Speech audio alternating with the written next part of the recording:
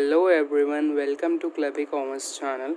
आज के इस वीडियो में हम हेनरी फेयोल्स के प्रिंसिपल्स रिव्यू करेंगे। कौन कौन से 14 प्रिंसिपल्स में कौन कौन से रूल अप्लाइड होते हैं। तो लेट्स गेट स्टार्टेड गाइस। मैं आपको फिर से बता रहा हूँ कि इस नोट्स के PDF फाइल मैंने डिस्क्रिप्शन में डाल रखे हैं, आप वहाँ से इसको डाउनलोड कर सकते हैं। Let's get started. Hello, welcome to Clever Commerce. Subscribe our channel and turn on the bell icon to get the latest updates. तो हमारा सबसे पहला प्रिंसिपल आता है डिवीजन ऑफ वर्क।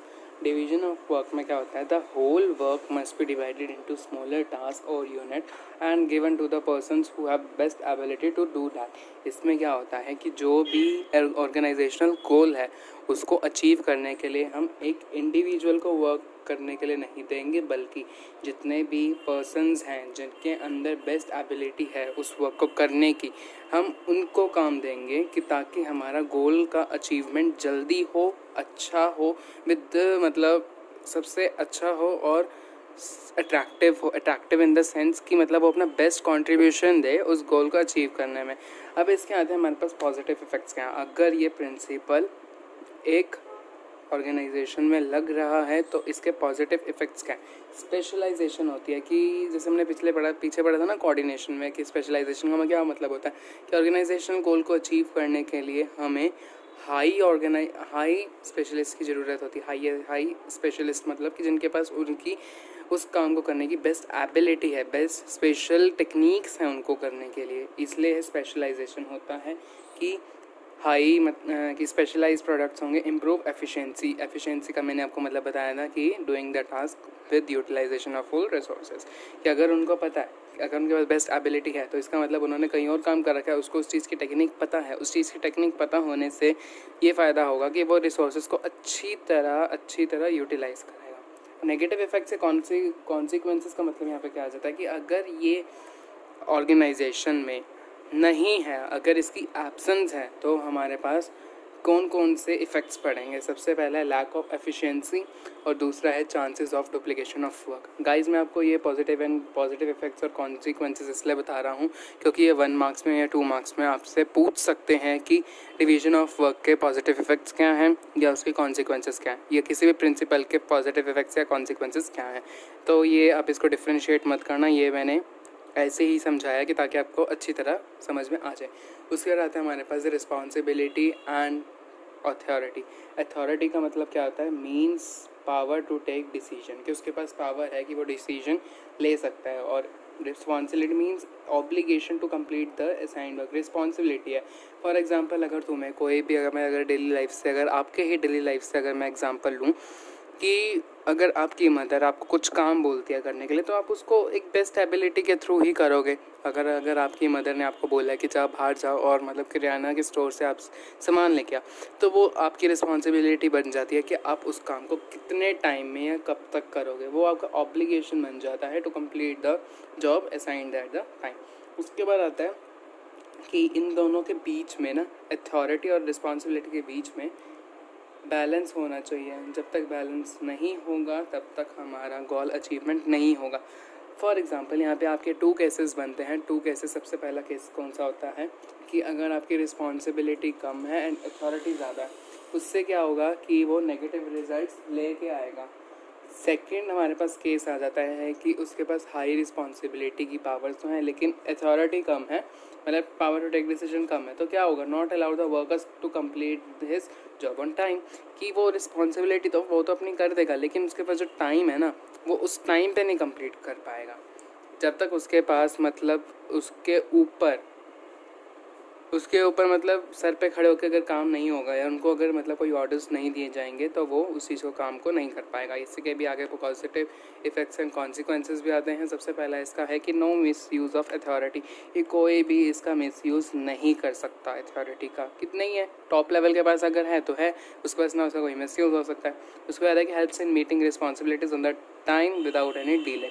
अगर अथॉरिटी है, अगर टॉप लेवल ने, अगर मिडिल लेवल या लोअर लेवल के एम्प्लॉयज़ को ये बोल दिया कि तुम्हें A to Z काम 3 डेज़ में करना है। तो मतलब कि जो मिडिल लेवल और लोअर लेवल के जो एम्प्लॉयज़ हैं उनको उन्हें 3 दिन में काम कंप्लीट करना पड़ेगा, चाहे वो कैसे भी करे, वो उनकी रिस्पॉन्सिबिलिटी बन जाती है।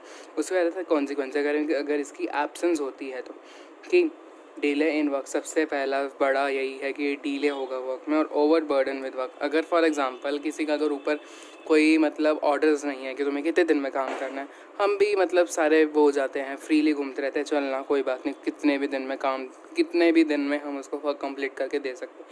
लेकिन फ्यूल्स के प्रिंसिपल्स हर एम्प्लॉय में अप्लाइड होना बहुत ज़रूरी है। बहुत सी कंपनीज़ ऐसी हैं, सारी कंपनीज ही लगा लो, उनके पास कोई ना कोई ऐसा प्रिंसिपल तो होता ही है जो रह जाता है। बट ऑर्गेनाइजेशन ना हमेशा यही सोचती है, यही मतलब कोशिश करती है, हार्ड वर्क करती है कि उसके सारे के सारे जो ये भी प्रिंसिपल्स जो मैं आज आपको पढ़ाऊँगा फ्यूल्स के, वो सारे के सारे एक उनकी ऑर्गेनाइजेशन में अप्लाइड हो रहे हों और वो रूल्स को फॉलो करें।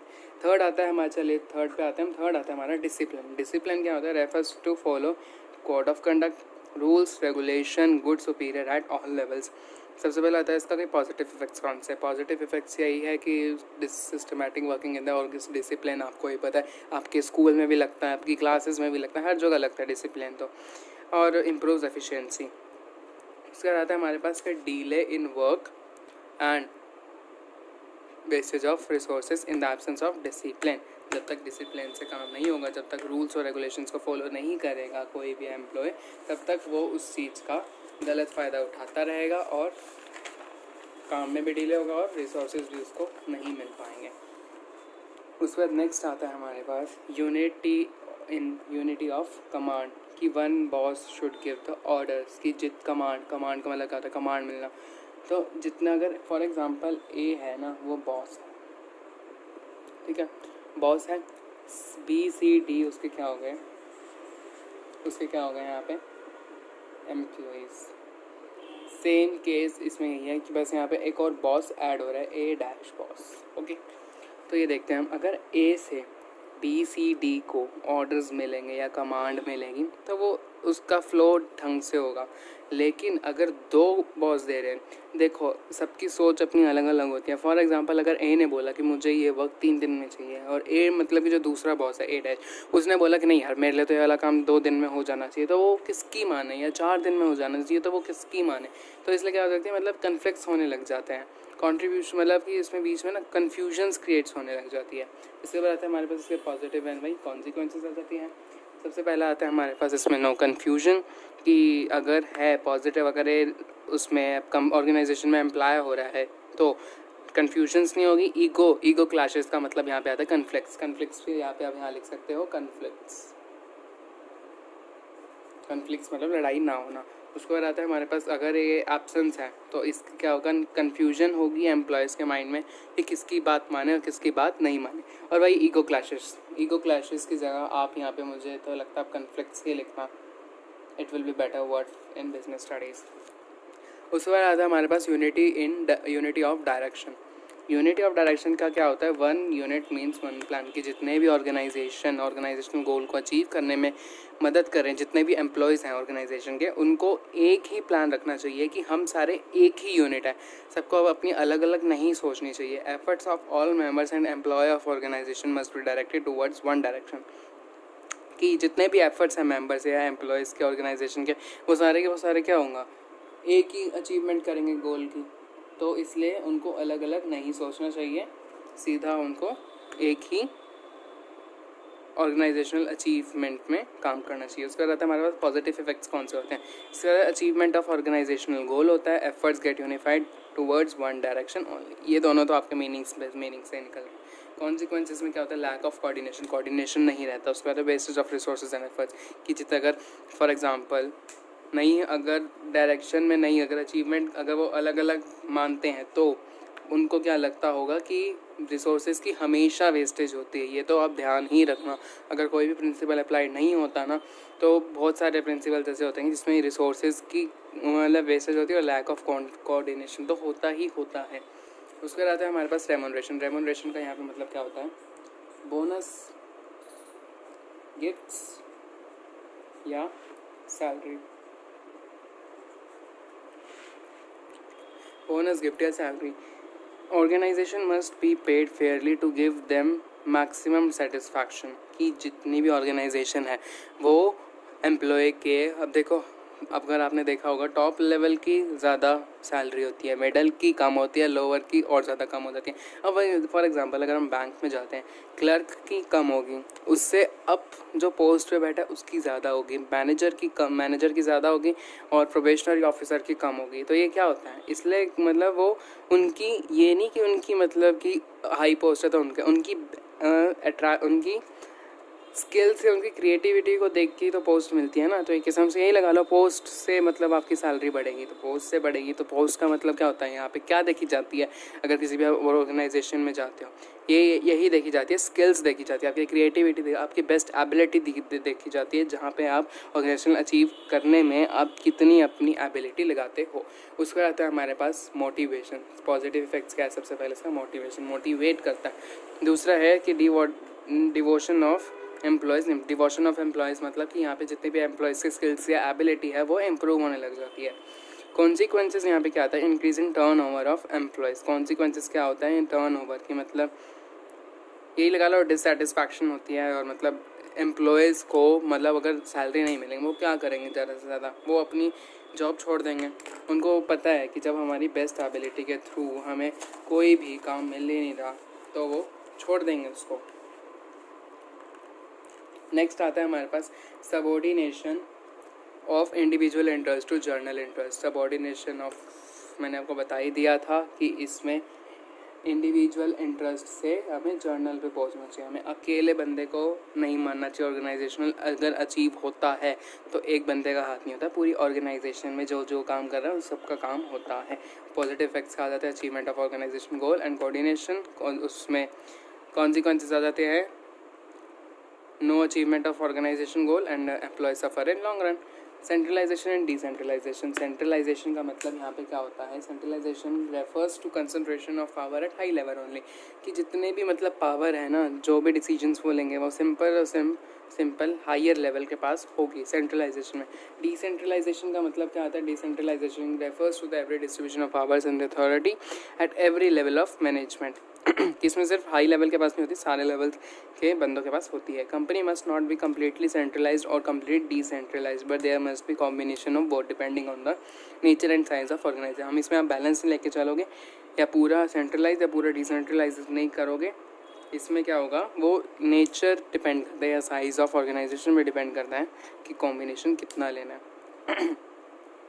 सॉरी, उस पर आता है हमारे पास कि positive effects and consequences. Positive effects का बेनिफिट ऑफ बोथ, कि इसमें बेनिफिट्स बोथ का होता है, हाइयर लेवल का भी होता है, लोअर लेवल मिडिल लेवल का तो होता ही होता है। उसके बाद आता है fast decision and strict control by the top level. Positive effect तो है, जब तक टॉप लेवल से हमें ऑर्डर्स नहीं मिलेंगे तो हम क्या होगा, हमें मतलब थोड़े फीके पड़ जाएंगे, फीके इन द सेंस कि आप ढीले हो जाओगे। उसके बाद आता है हमारे पास कंप्लीट सेंट्रलाइजेशन। कंप्लीट सेंट्रलाइजेशन का मतलब आता है, अगर कंप्लीट सेंट्रलाइजेशन अगर हम करते हैं तो हमारा डिले इन डिसीजन लेने में टाइम हो जाएगा। देखो, ज़रूरी नहीं है कि हायर लेवल के पास ही बहुत सारे आइडियाज़ होते हैं, ऐसे आइडियाज़ कभी कभार वो भी नहीं दे पाते जो एक लोअर लेवल का बंदा दे जाता है, तो इसलिए डिले हो सकती है। कॉन्सिक्वेंस मतलब ये हो सकता है अगर एब्सेंस में हो तो। कंप्लीट डिसेंट्रलाइजेशन मतलब मिस यूज़ ऑफ अथॉरिटी। अगर चारों के पास है, टॉप लेवल बोलेगा कि मैं ये वाला काम करूँगा, मुझे 2 दिन में काम चाहिए, मिडिल लेवल बोलेगा नहीं मुझे 3 दिन में चाहिए काम, और लोअर लेवल बोलेगा कि मुझे तो 4 दिन में काम चाहिए। तो इसलिए ये मिस यूज़ हो जाती है अथॉरिटी में। अब आता है हमारा next principle of scalar chain. Principle of scalar chain का मतलब यहाँ पे ये है कि सिस्टमैटिक फ्लो होना चाहिए, कि एक बंदे से फॉर एग्जांपल ई ने ओ तक बात पहुँचानी है, तो वो सीधा नहीं जाएगा, वो पहले डी तक बात पहुँचाएगा, फिर सी, फिर बी, फिर ए, फिर ए से एल में, फिर एम में, फिर एन में एंड फिर ओ में बात जाएगी वो।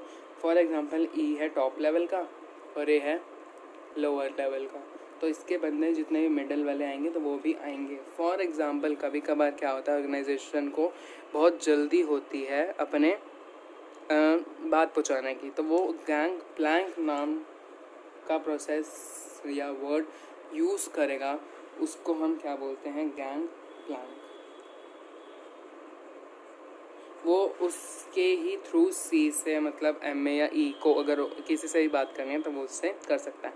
अब इसके बाद हम positive and negative effects. Positive effects क्या है कि सिस्टमैटिक फ्लो होता है, नो कम्युनिकेशन गैप होता है, और अगर ये नहीं है may be communication gap, no clarity in authority, responsibility relationship. अब आते हैं हम नेक्स्ट पे अपने, वो आता है अगला है हमारा principle of order.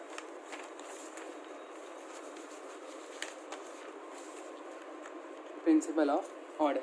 Principle of order refers to orderly arrangement of men and material that is a fixed place for everything and everyone in the organization.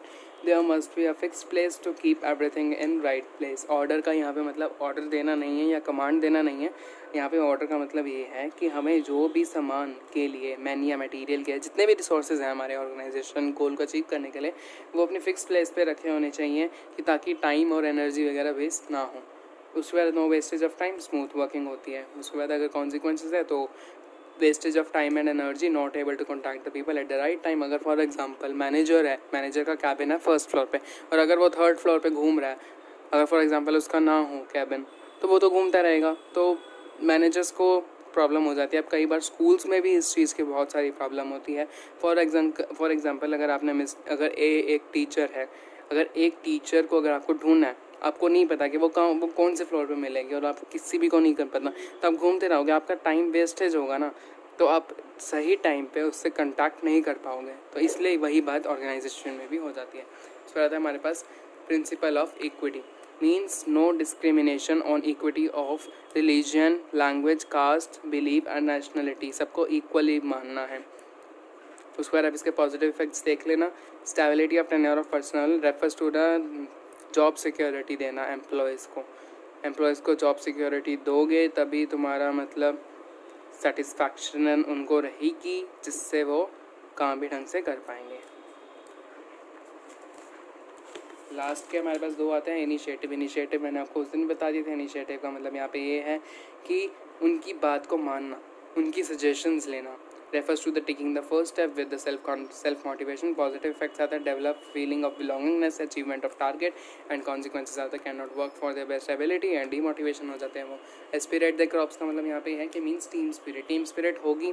अगर हर बंदे को एक दूसरे की हेल्प करनी चाहिए, टीम स्पिरिट में रहना चाहिए। जैसे खेल कूद में होता है, प्ले में होता है, क्रिकेट में एक बंदे की वजह से वर्ल्ड कप नहीं जीता जाता था, पूरे 11 के 11 बंदों के जो भी खेलते हैं उन सब के ही थ्रू वर्ल्ड कप जीता जाता है। वैसे ही ऑर्गेनाइजेशनल गोल को अचीव करने के लिए भी आपको हर ऑर्गेनाइजेशन के एम्प्लॉय को मोटिवेशन देनी चाहिए। Develops unity and achievement of और ग्रुप गोल। पॉजिटिव इफेक्ट्स हैं, कॉन्सिक्वेंसेस यहाँ पे क्या, cannot achieve unity and more stress रहता है बंदों में।